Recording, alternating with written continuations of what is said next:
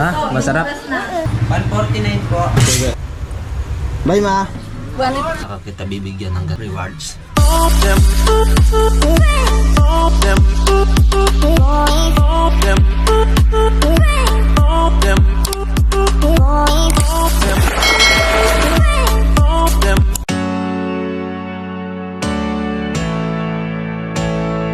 Magandang araw at mapagpalang umaga ulit sa ating lahat mga kayomots. Ayan, dito ulit tayo. At sobrang banas na. Umagang-umaga pa lang ang banas na po dito sa Taytay. Ano? Alright, so dito po si Brooks. At nakahanda na para paliguan natin mga kayomots. Ayan, simulan na natin paliguan muna itong alaga. Namiss yata ako nito eh. Ayan. Sit! Sit! Opo. Opo muna, opo. Opo muna, opo. Opo, sit. Sit.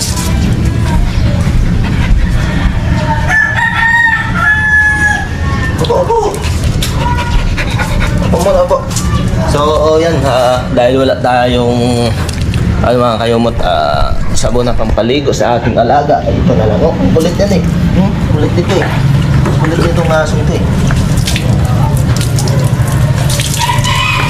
Kulit nito eh. Yan. Pag may pagkain to mga kanyumot ay talagang hindi mo malalapitan. Hindi mo malalapitan tong aso to eh. Gustong kumain eh.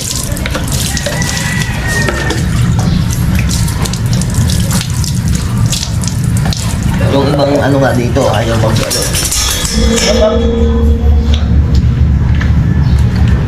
ayaw lapitan. Talagang naano to sa ibang kapag hindi kilala.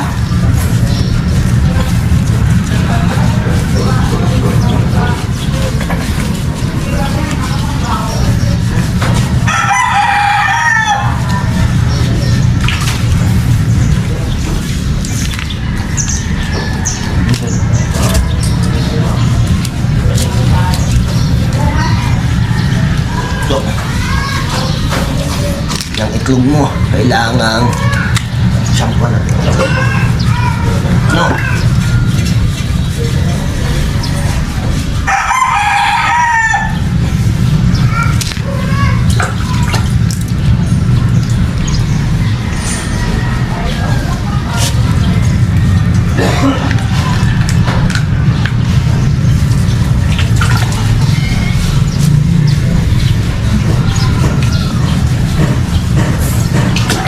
Natin yung isa.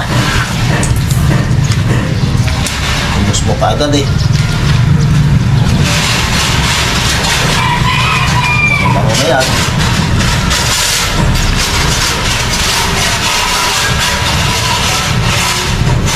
Shampoo.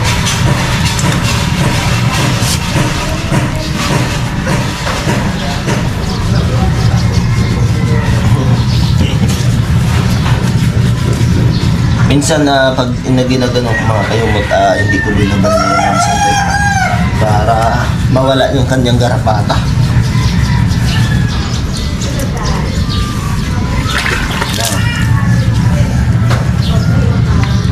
Mas na. Maligkali ka daw eh. Na? Magaling.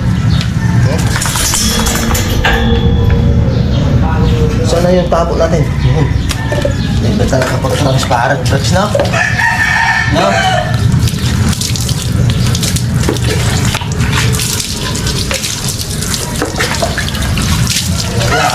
Alright, so yun mga kayomot, may ipapakita lang po ako sa inyo. Ito yung tanim ni na mama doon sa amin na ubi. Ito po siya. Nagdala po sila dito. Iwan kung anong gagawin dito ni Elaine. Ayan. Galing Romblon.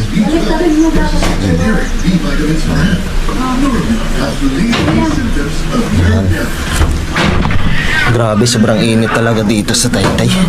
Ibang-iba doon sa sa Kalaka.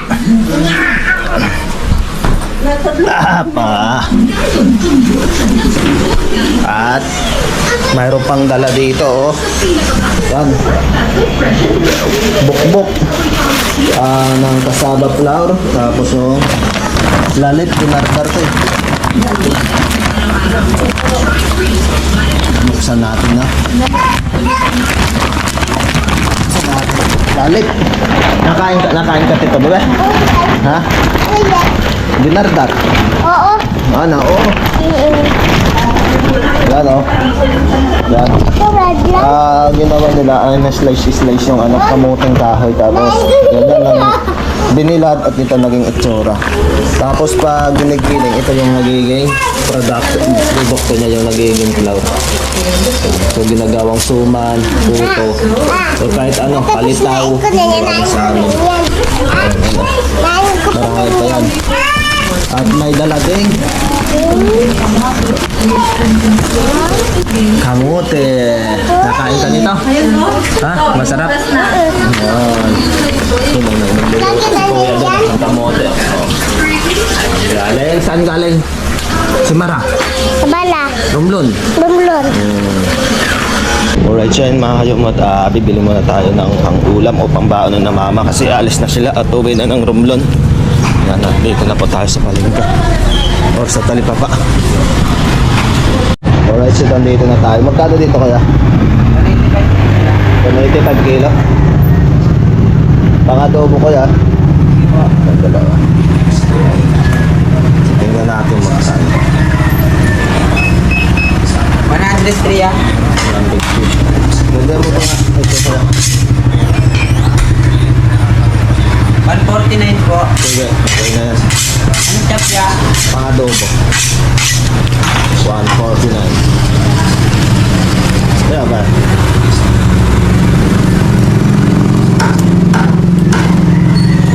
Sinatap mo yung pang-adobo siya.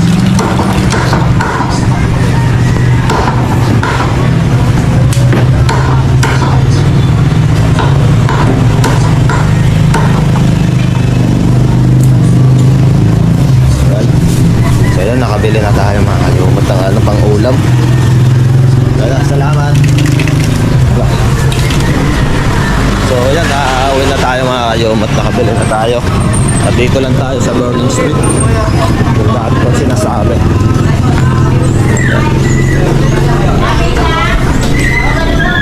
So linuluto na yung adobo pang-baon.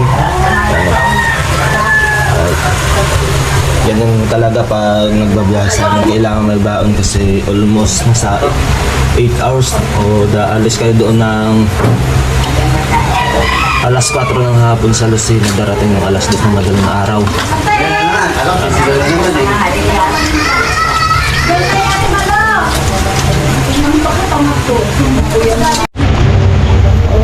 So, dilagyan na ng paminta. Simpleng luto.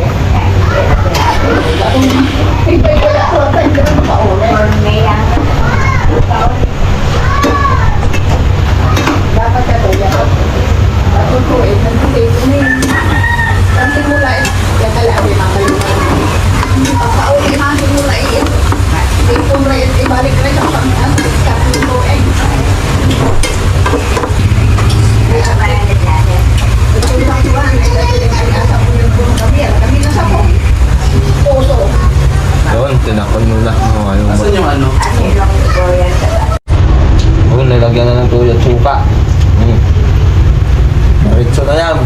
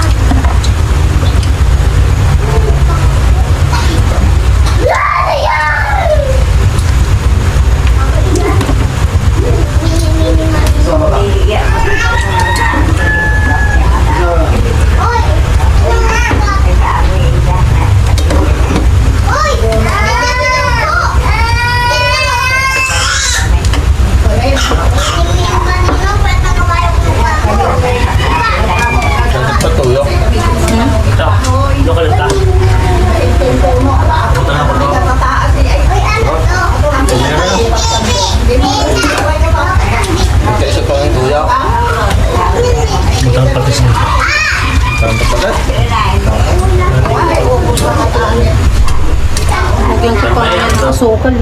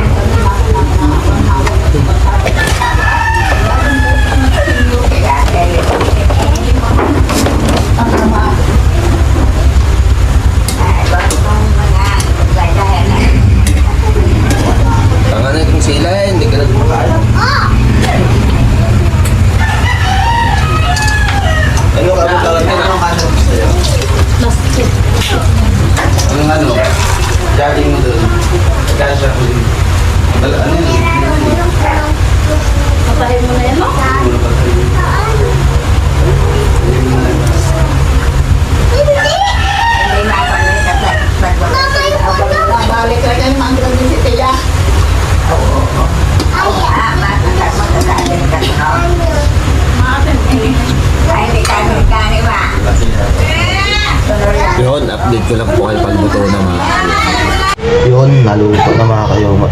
Guys. Yun. Sarap yan. Dan, ay, isa kayong ba dito ang bago na? Adyan na lang. Dahil lang. Para maluwag ko eh. Yun. Ayun o. Yun, oh. Dito talaga. Bye ma. Ay ngat. Bukbuk si Elen ro to ha. Ha?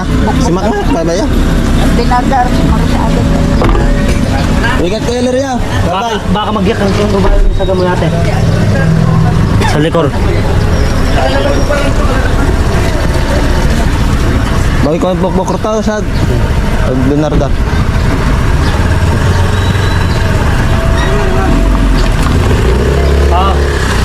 So yan mga kayumot, pasensya na po kayo sa background. Ito yung pinaka-kwarto ko dati nung nandito po ako sa Taytay. Mag-aaral pa ako. So itong gagawin natin ngayon, gugupitin natin itong gagawin pinaka-ribbon para sa end of classes this year of 2025. So ito ay kay Ate Angel. So tulungan natin siya mga kayumot.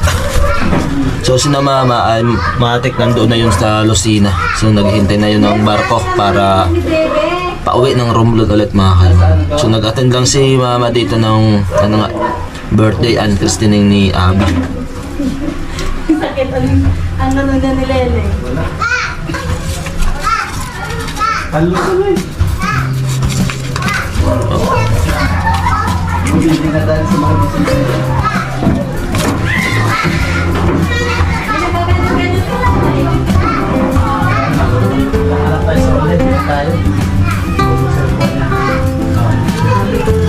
Kailangan dahan-dahan para maganda yung pagkakat.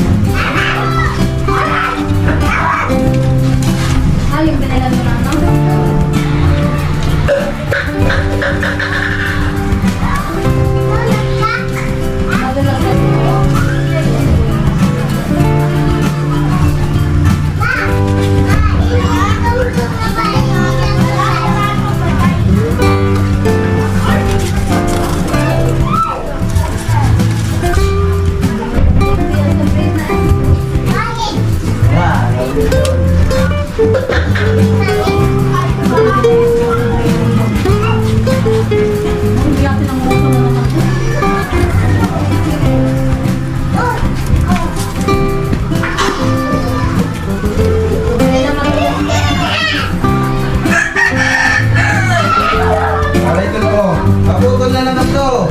Makabit ka. Alis dyan.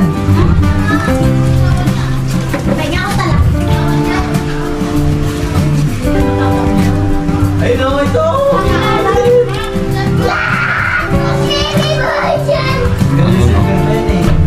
Naalala ko tuloy yung nag-aaral pa ako mga kayumot. Puro talaga cutting.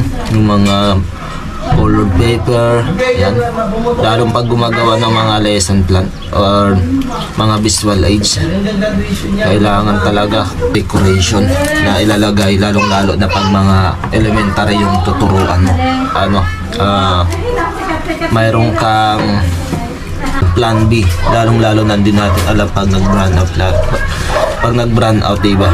Kailangan natin ng plan B kasi mayroon na rin tayong PowerPoint. Kailangan mayroon din tayong visual aids in case of brown out or hindi gumana yung projector. Yan. Meron tayong magagamit in case of emergency mga kayumot, lalong lalo na pag nag-ano tayo demo teaching, di ba? Yan. So natutulog kami niyan pag mga paggabi, mga sobrang alas 2, lalo pag mga demo. Yan, kailangan talaga maganda para mas maganda i-deliver mo yung lesson sa mga bata at hindi sila mabuboring At nag-enjoy sila sa tingin ng yung ganda ng visual age niya. Lalong-lalo na pag mga makukulay, colorful.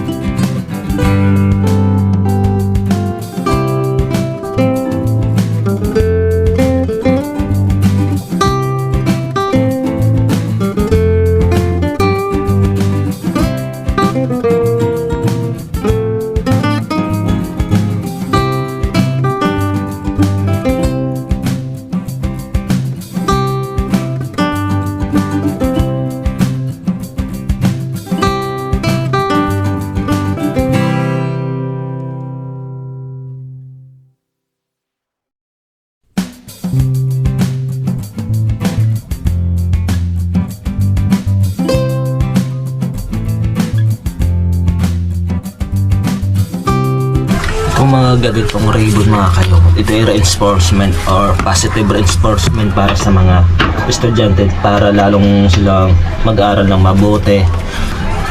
May dalawang yan ang reinforcement, yung negative and positive reinforcement.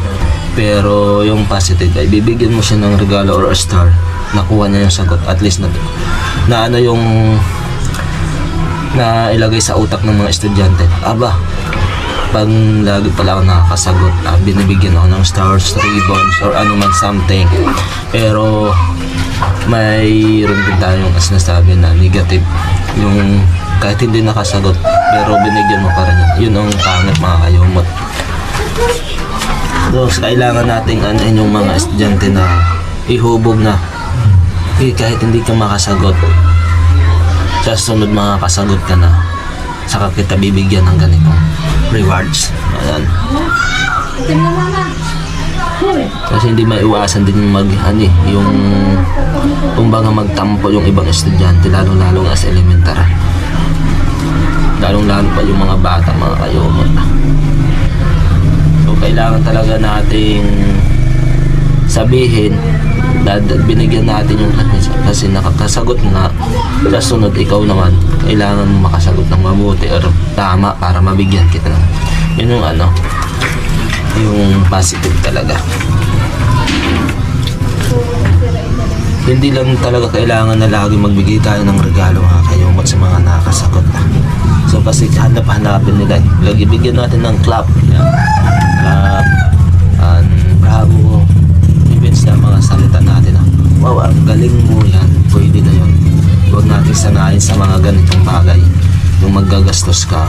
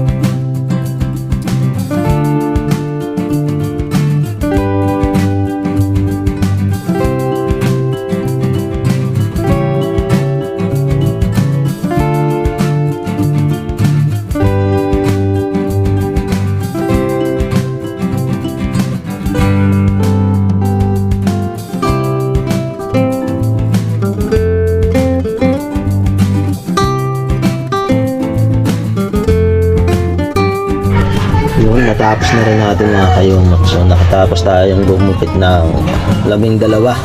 So baka ikalamanita rin ito ni Ate Angel mga kayumot. Yan. Iwan kung ilang estudyante yung kanyang hawak ngayon. So kung ilan yung estudyante yung hawak niya, yun din yung kailangan dami na gagawin na ganito mga kayumot. Bagong Pag-asa Elementary School sa Ayos Ilyas Lisico. Ganyan talaga kahirap magiging teacher. Patapos na nga, ang dami pang ginagawa, di ba? Depende pa yun sa mga grades mga kayumot. Kanilang inaano sa Excel. Yan. Magko-complete ng mga grades at mga cards pa. Kailangan. Yan, from 137 pa at yung iba pa, yung bago na kinukuha. Kailangan matapos nila yun at ipapasa sa grade 1. Alright, so yun nga mga kayumot at hapon na naman. So kaninang umaga nga po ay umuwi na rin si Mama at si Kuya Larry papuntang Romblon. Kasi may mga gagawin pa sa school si Kuya. At si Mama naman ay hindi talaga yun mapapatatili dito sa Luzon or dito sa Taytay. Kasi na yung buhay dun sa Semara, nakakalakad sa doon,